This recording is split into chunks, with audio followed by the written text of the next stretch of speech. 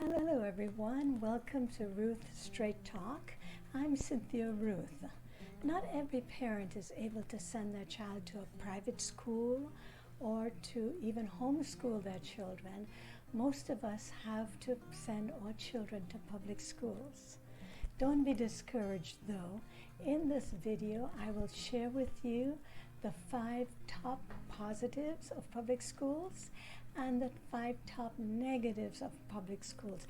I will also offer ideas that will help minimize the negatives, and your students will come back out of public schools at the top of their game.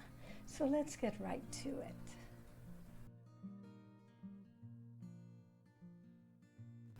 The first positive of public schools is that it is entirely free. All your books, materials, and equipment is paid for by the government using your tax dollars, so that students can have musical instruments, they can have science equipment, they can have PE equipment, they can have art supplies. All of it is paid for by the public school system. If you do have to purchase anything, it's probably just minimal paper and pencils and such. But this fact that public schools are free is huge for most families. The second positive of public schools is that they are steeped in structure. The teacher teaches one class with all the students on the same page, on the same lesson, and all the students know when it's time to change classes, when it's time to go to lunch, and when it's time to wrap up. Students develop a sense of structure in the public schools. The third positive of public schools is that the teachers can go more in depth in academics, and there are many more electives for students to choose from. Because of the wide variety of electives, students can sample different types of courses that will allow them to zero in on what they would like to do for the rest of their lives. This is available in public schools because of the funding that's available for students. The fourth positive of public schools is that they are served by state-certified teachers. These teachers have had many years of schooling and internship to prepare them to handle any curriculum and to prepare them to work with students of different needs. The fifth positive of public schools is that students are encouraged to be independent at the earliest possible age.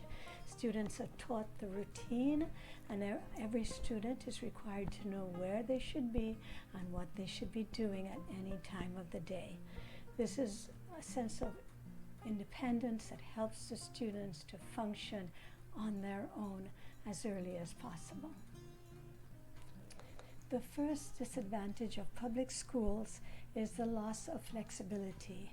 Parents have no control over the curriculum, has no control over what is taught or when it is taught. So what can a parent do about that?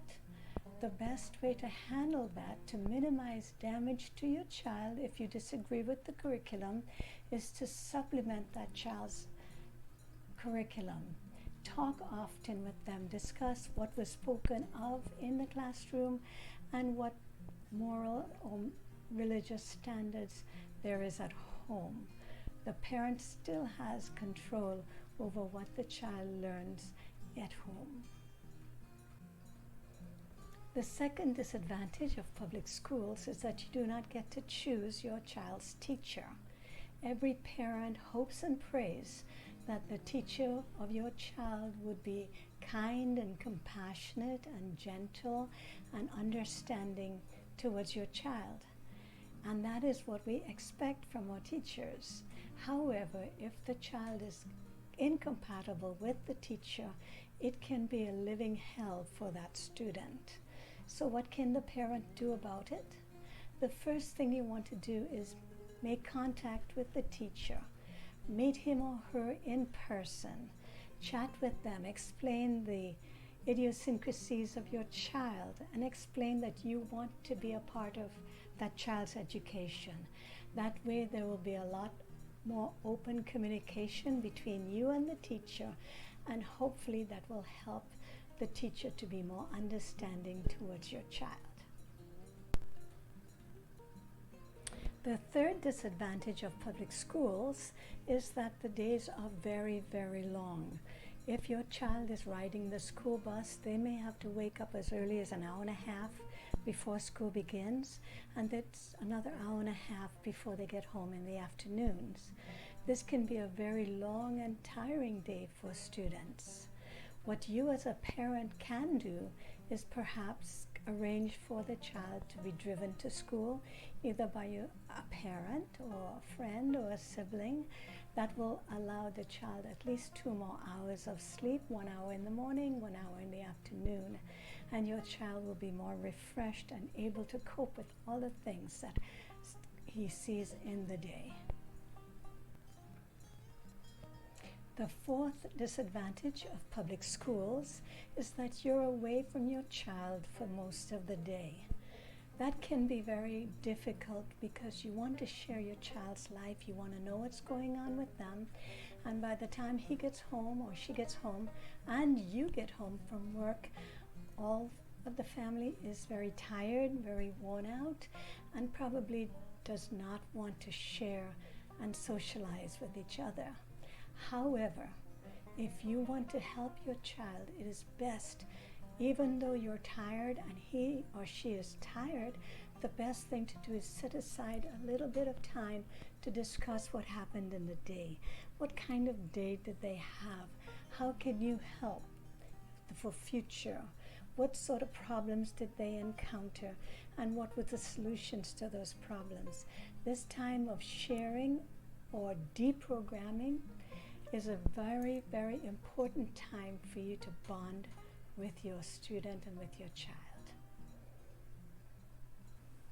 The fifth disadvantage of public schools is that your child can learn inappropriate behavior, or they can even be bullied at school.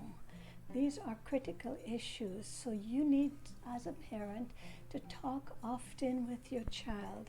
You will see those behaviors coming out and you'll learn how to address it as you would in your home. If there's a situation with bullying, however, it is very important for you to address that with the school, with the child's teacher, and even with the principal if necessary. Most schools have zero tolerance for bullying. So if your child is being bullied at school, you need to let them know as soon as possible. So there you have it, the pros and cons of public school. As you see, there are things that you as a parent can do to make your child's education much easier in public schools. Since you've been with me through the whole video and you've been very patient with me, I will give you an additional tip. If for some reason you are unhappy with something that's going on in your child's classroom or in your child's education, it is your right as a parent to call for a parent-teacher conference. If you do not get satisfaction in that conference, you may go to the administrators. You may even go to as far as the district superintendent in order to get this problem resolved. If your child is an exceptional education child, there are accommodations that your school district must make by law to help your child function at their best. There are many things that you can do. Please try all that you can do. If you have to go to public schools, don't worry too much because there is recourse for you. Until next time, please like us if this video has been helpful to you. If you're new to my channel, please subscribe so you can get the next videos that show up. And as always, happy learning and goodbye.